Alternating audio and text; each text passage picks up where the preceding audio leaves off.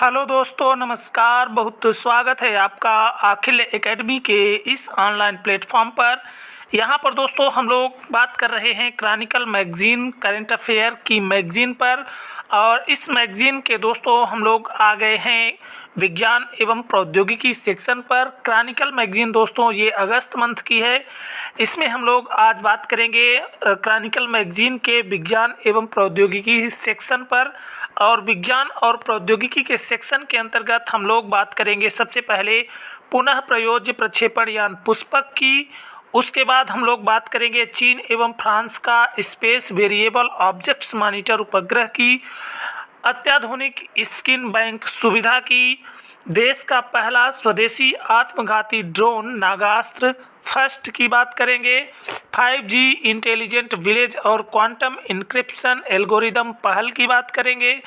और आगे बात करेंगे भारतीय नौसेना का 5वां मिसाइल कम एम्यूनिशन वार्ज उच्च रिजोल्यूशन थर्मल इमेजिंग मिशन तृष्णा और एकीकृत जनरेटर निगरानी एवं नियंत्रण प्रणाली विद्युत रक्षक, इसरो का कंप्यूटेशनल फ्लूइड डायनेमिक सॉफ्टवेयर प्रवाह।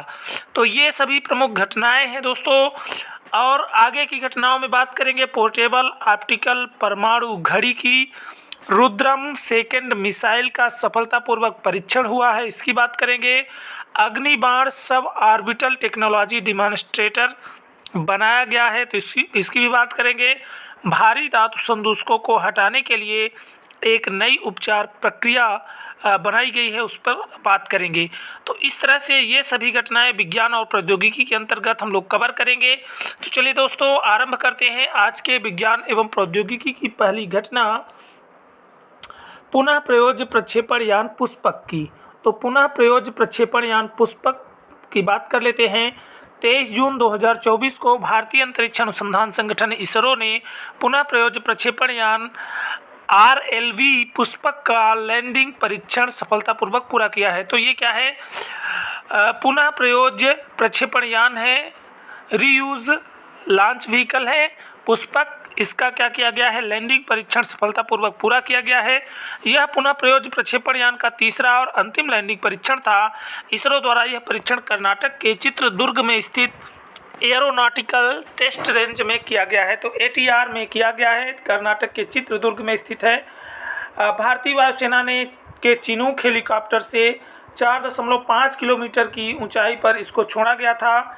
इसरो ने कहा है कि रनवे से 4.5 किलोमीटर दूर रिलीज पॉइंट से पुष्पक ने स्वचालित रूप से क्रॉस रेंज करेक्शन अभ्यास किया है। तो क्रॉस रेंज करेक्शन अभ्यास इसने किया है।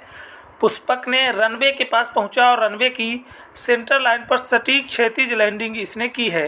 पुनः प्रयोज्य प्रक्षेपण यान एक उन्नत एरोस्पेस तकनीक है जिसे अंतरिक्ष अन्वेषण को अधिक लागत प्रभावी और टिकाऊ बनाने के लिए डिजाइन किया गया है। तो जो क्या है RLV है, ये क्या है? एक उन्नत एरोस्पेस तकनीक है। इसको क्या किया गया है? अंतरिक्ष अन्वेषण को अधिक लागत प्रभावी टिकाऊ बनाने के लिए डिजाइन किया गया है ताकि यान को कई बार इस्तेमाल किया जा सके, ताकि ये जो यान है इसको कई बार इस्तेमाल कर सकें। चीन एवं फ्रांस का स्पेस वेरिएबल ऑब्जेक्ट्स मॉनिटर। अगली घटना है विज्ञान एवं प्रौद्योगिकी के अंतर्गत चीन एवं फ्रांस का क्या बना है? स्पेस वेरिएबल ऑब्जेक्ट्स मॉनिटर उपग्रह। ये क्या हुआ है? विकसित किया गया है चीन और फ्रांस के द्वारा संयुक्त रूप से। तो 22 जून 2024 को चीन और फ्रांस द्वारा संयुक्त रूप से विकसित स्पेस वेरिएबल ऑब्जेक्ट्स मॉनिटर उपग्रह को चीन के सिचुआन प्रांत में स्थित सीचांग सैटेलाइट लॉन्च सेंटर से प्रक्षेपित किया गया है। तो कहाँ से प्रक्षेपित किया गया है? तो चीन के सिचुआन प्रांत में स्थित सीचांग सैटेलाइट लॉन्च सेंटर है। यहाँ से चीन और फ्रांस के द्वारा संयुक्त रूप से विकसित स्पेस वेरिएबल ऑब्जेक्ट्स मॉनिटर उपग्रह को क्या किया गया है? प्रक्षेपित किया गया है। उपग्रह का प्राथमिक जो उद्देश्य है, यह ब्रह्मांड में गामा किरण विस्फोट की खोज करना है। तो ये जो क्या है? स्पेस वेरिएबल ऑब्जेक्ट्स मॉनिटर उपग्रह है। ये इसका जो प्राइमरी क्या है मोटिव है वो क्या है? ब्रह्मांड में जो गामा किरण के विस्फोट हैं उनकी खोज करना है। यह गामा रे विस्फोटों का अध्ययन करने के लिए अब तक का सबसे शक्तिशाली उपग्रह है। तो गामा रे किरणों का विस्फोट के लिए क्या है? ये सबसे शक्तिशाली उपग्रह है। गामा रे विस्फोट ब्रह्मांड की कुछ सबसे विस्फोटक घटनाओं जैसे कि ब्लैक होल के जन्म और न्यूट्रॉन तारों की टक्कर के परिणामस्वरूप उत्पन्न होते हैं। तो गामा रे जो हैं वो क्या हैं, विस्फोट ब्रह्मांड की कुछ सबसे विस्फोटक घटनाएं जैसे कि ब्लैक होल के जन्म और न्यूट्रॉन तारों की टक्कर के परिणामस्वरूप उत्पन्न होते हैं। स्पेस वेरिएबल ऑब्जेक्ट्स मॉनिटर के खगोलीय अन्वेषणों में अहम भूमिका निभाने की उम्मीद की जा रही है। यह चीन और फ्रांस के द्वारा संयुक्त रूप से विकसित किया गया है पहला खगोल विज्ञान उपग्रह है। तो पहला जो है तो खगोल विज्ञान उपग्रह है जिसको क्या किया गया है, चीन और फ्रांस के द्वारा संयुक्त रूप से विकसित किया गया है। देश का पहला स्वदेशी आत्मघाती ड्रोन बना है नागास्त्र प्रथम। तो जून 2024 में भारतीय थल सेना ने देश के पहले स्वदेशी आत्मघाती ड्रोन नागास्त्र प्रथम लोइटर म्यूनिशन को अपने बेड़े में शामिल किया है। तो नागास्त्र प्रथम लोइटर म्यूनिशन को क्या किया गया है, अपने बेड़े में शामिल किया है भारतीय थल सेना ने। नागास्त्र एक जो है ये एक मैन पोर्टेबल हथियारबंद ड्रोन प्रणाली है। तो जो नागास्त्र फर्स्ट है ये क्या है, नागास्त्र फर्स्ट एक मैन पोर्टेबल हथियारबंद ड्रोन प्रणाली है जिसे उच्च परिशुद्धता के साथ दुश्मन के खतरों को बेअसर करने के लिए डिजाइन किया गया है। तो इसको क्या किया जाता है, उच्च परिशुद्धता के साथ दुश्मन के खतरों को बेअसर करने के लिए डिजाइन किया गया है। इन ड्रोनों को सोलर इंडस्ट्रीज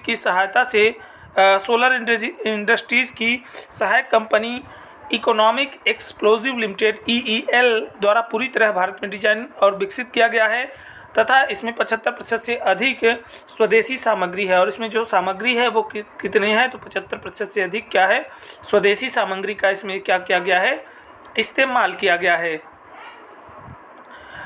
आगे बात कर लेते हैं। नागास्त्र प्रथम एक अत्याधुनिक मानव रहित हवाई वाहन है जिसे युद्ध सामग्री ले जाने के लिए डिजाइन किया गया है। तो ये क्या है, एक मानव रहित हवाई यान है। इससे क्या करेंगे, युद्ध सामग्री को ले जाने के लिए इसको डिजाइन किया गया है। ड्रोन से 2 मीटर की सटीकता के साथ GPS सक्षम सटीक हमले कर सकता है। तो ये जो ड्रोन है ये 2 मीटर की सटीकता के साथ GPS सक्षम सटीक हमले कर सकेगा और इसकी जो रेंज है वो लगभग 30 किलोमीटर की है। ड्रोन का वजन 6 किलोग्राम है और यह 60 मिनट तक हवा में रह सकता है।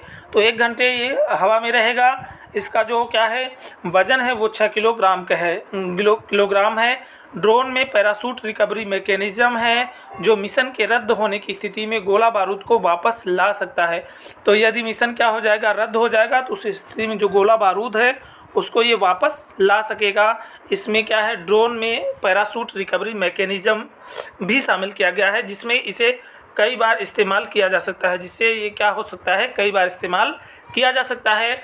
इसे सैनिकों की जान को जोखिम में डाले बिना दुश्मन के प्रशिक्षण शिविरों, लॉन्च पैड और घुसपैठियों को सटीकता से निशाना बनाने के लिए भी डिज़ाइन किया गया है। तो इससे क्या कर सकते हैं, सैनिकों की जान को जोखिम में न डाल करके दुश्मन के जो क्या है प्रशिक्षण शिविर हैं, लॉन्च पैड हैं और जो घुसपैठिए हैं होते हैं उनको सटीकता से निशाना बनाने के लिए इसको डिज़ाइन किया गया है। यह ड्रोन दुश्मन के प्रशिक्षण शिविरों और घुसपैठियों के खिलाफ सेना को सटीक हमला करने की क्षमताओं को बढ़ाते हैं। मित्र देशों को निर्यात की क्षमता के साथ नागास्त्र प्रथम आधुनिक युद्ध के लिए लागत प्रभावी समाधान विकसित करने में भारत की प्रगति को दर्शाता है। नागास्त्र प्रथम का शामिल होना सैन्य अनुप्रयोगों के लिए ड्रोन प्रौद्योगिकी में भारत की आत्मनिर्भरता की दिशा में एक महत्वपूर्ण कदम है।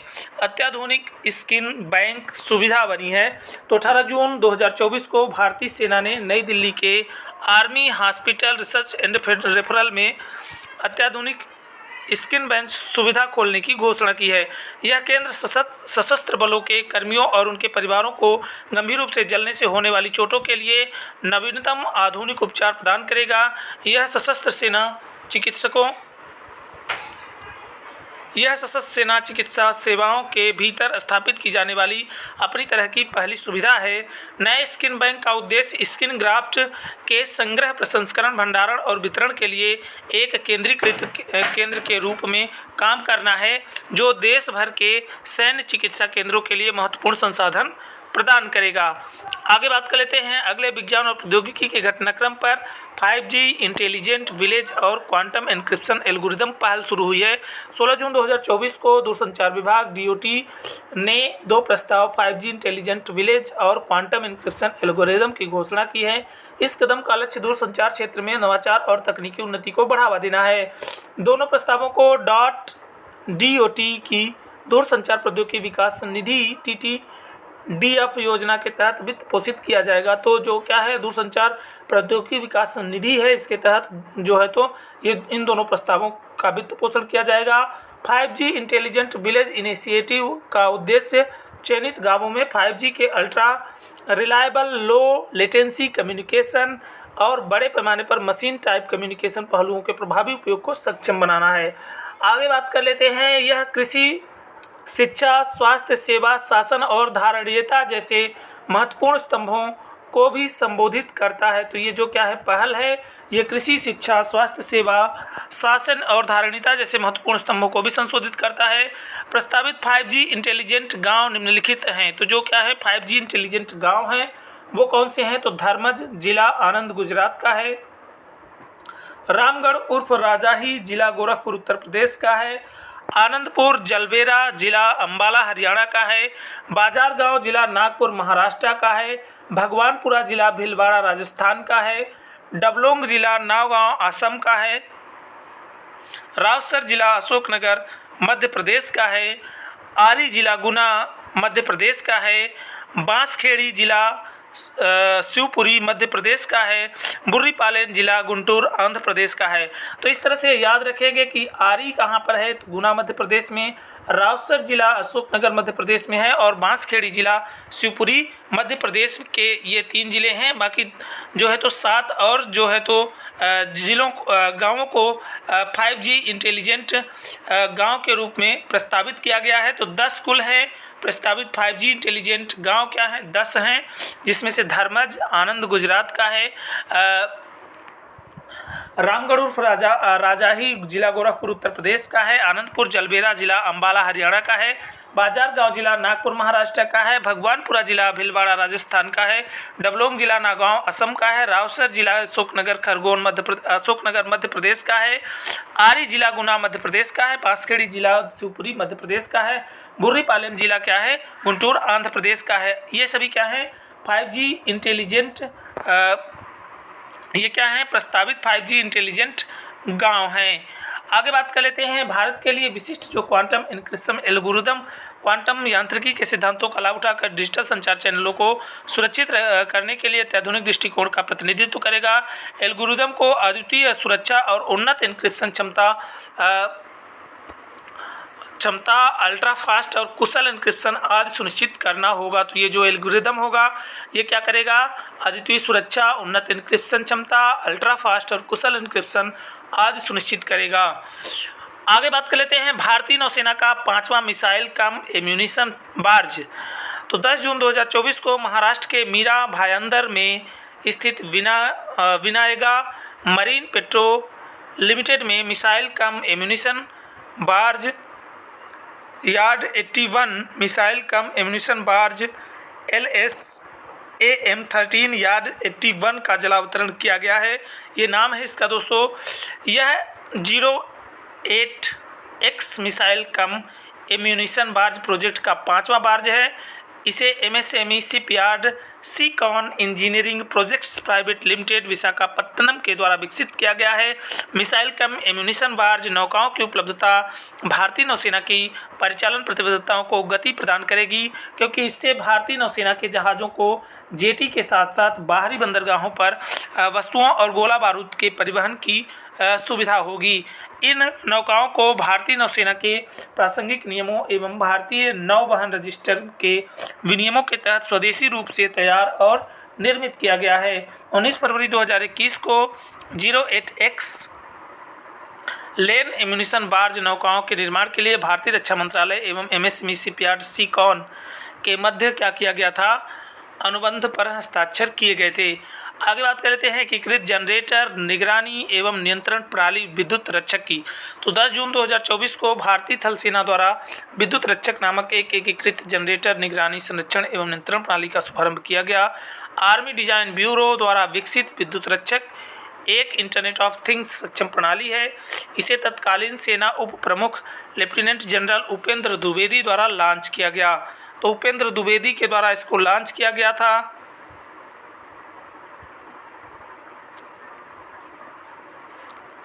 याद रखेंगे लेफ्टिनेंट जनरल उपेंद्र द्विवेदी इसे लॉन्च करे थे। इसे मेजर राज प्रसाद RM द्वारा विकसित किया गया था और हाल ही में भारत शक्ति अभ्यास के दौरान इसको प्रदर्शित किया गया था। यह प्रणाली भारतीय सेना में मौजूद सभी जनरेटरों पर लागू होती है, चाहे उनका प्रकार, निर्माण, रेटिंग, आयु कुछ भी हो। विद्युत रक्षक न केवल जनरेटर मापदंडों की निगरानी करता है बल्कि दोषों की भविष्यवाणी भी करता है और उन्हें रोकता है। उपयोगकर्ता के अनुकूल इंटरफेस के साथ यह मैनुअल संचालन को स्वचालित करता है, जिससे जनशक्ति की बचत होती है। एरो इंडिया 2023 के दौरान नवाचारों के उत्पादन के लिए भारतीय सेना और foundation of innovation and technology transfer IIT Delhi के बीच एक समझौता ज्ञापन पर हस्ताक्षर किए गए थे।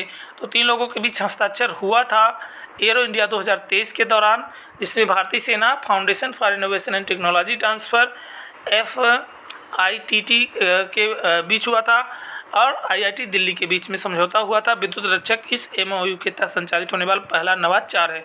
जो विद्युत रक्षक जनरेटर है ये क्या है, इस MOU के तहत संचालित होने वाला पहला क्या है, नवाचार है। उच्च रिजोल्यूशन थर्मल इमेजिंग मिशन क्या है, तृष्णा इसका नाम है।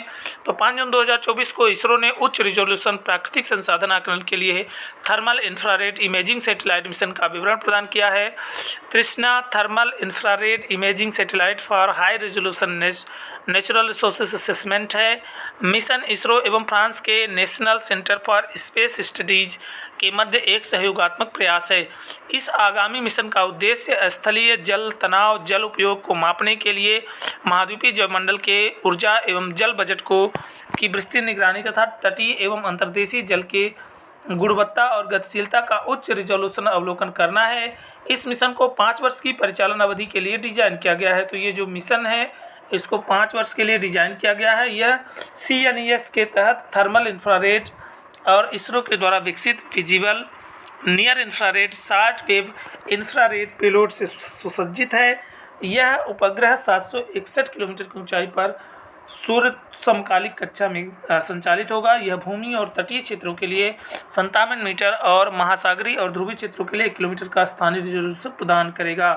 इसरो का कंप्यूटेशनल फ्लूइड डायनेमिक्स सॉफ्टवेयर प्रवाह, तो इसरो ने क्या किया है, एक जो है तो प्रवाह नाम का कंप्यूटेशनल फ्लूइड डायनेमिक्स सॉफ्टवेयर तैयार किया है। तो 30 मई 2024 को भारतीय अंतरिक्ष अनुसंधान संगठन ने एक कंप्यूटेशनल फ्लूइड डायनेमिक्स सॉफ्टवेयर विकसित करने की जानकारी प्रदान की है।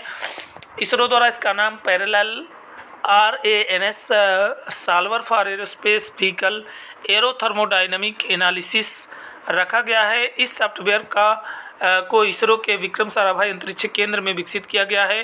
प्रवाह का व्यापक पैमाने पर उपयोग गगनयान कार्यक्रम में मानव उड़ान योग्य प्रक्षेपण वाहनों जैसे HLVM-3 क्रू एस्केप सिस्टम और क्रू मॉड्यूल के वायुगतिकी विश्लेषण के लिए किया गया है।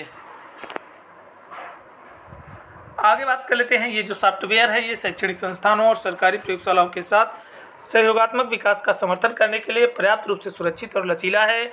इसके अलावा इस सॉफ्टवेयर से मिसाइलों, विमानों और रॉकेटों के डिजाइन में लगे अकादमिक और अन्य संस्थानों को जटिल वायुगतिकीय समस्याओं का समाधान खोजने में मदद मिलने की उम्मीद है। पोर्टेबल ऑप्टिकल परमाणु घड़ी, हाल ही में शोधकर्ताओं ने एक पोर्टेबल ऑप्टिकल परमाणु घड़ी बनाई है जिसका उपयोग जहाज़ों पर किया जा सकता है। परमाणु घड़ी एक ऐसा उपकरण है जो परमाणुओं के कंपन का उपयोग करके समय को मापता है। यह उपलब्ध सबसे सटीक समय निर्धारण उपकरण है जिसमें प्रतिदिन केवल कुछ अरबवें सेकंड की त्रुटि होती है। परमाणु घड़ियाँ पारंपरिक घड़ियों की तुलना में कहीं अधिक सटीक होती हैं क्योंकि परमाणु दोलनों की आवृत्ति बहुत अधिक होती है और वे बहुत अधिक स्थिर होते हैं। इनका उपयोग कई ऐसे अनुप्रयोगों में किया जाता है जिनमें बहुत सटीक समय की आवश्यकता होती है, जैसे GPS सिस्टम, दूरसंचार नेटवर्क और वैज्ञानिक अनुसंधान।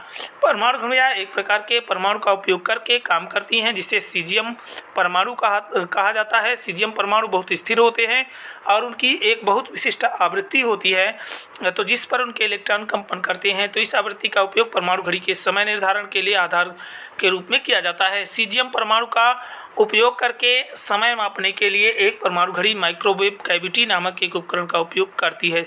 तो माइक्रोवेव कैविटी नामक एक उपकरण का ये क्या करती है, उपयोग करती है। आगे बात कर लेते हैं, भारी धातु संदूकों को हटाने के लिए एक नई उपचार प्रक्रिया बनाई गई है। तो भारतीय विज्ञान संस्थान IISc के सेंटर फॉर सस्टेनेबल टेक्नोलॉजीज़ के शोधकर्ताओं ने भूजल से आर्सेनिक जैसे भारी धातु संदूषकों को हटाने के लिए एक नई उपचार प्रक्रिया विकसित की है। भारतीय विज्ञान संस्थान द्वारा यह जानकारी 11 जून 2024 को दी गई। इसका उद्देश्य भारी धातुओं को हटाना और उनका सुरक्षित निपटान सुनिश्चित करना है, ताकि पर्यावरण में पुनः उनका प्रवेश रोका जा सके। यह 3 चरणीय विधि सुनिश्चित करती है कि हटाए गए भारी धातुओं का निपटान पर्यावरण के अनुकूल और टिकाऊ तरीके से किया जाए, न कि बिना उपचारित भारी धातु युक्त गाद को लैंडफिल में भेजा जाए। ऐसा इसलिए क्योंकि भारी धातु युक्त गाद को लैंडफिल में भेजने से वह संभावित रूप से भूजल में पुनः प्रवेश कर सकती है।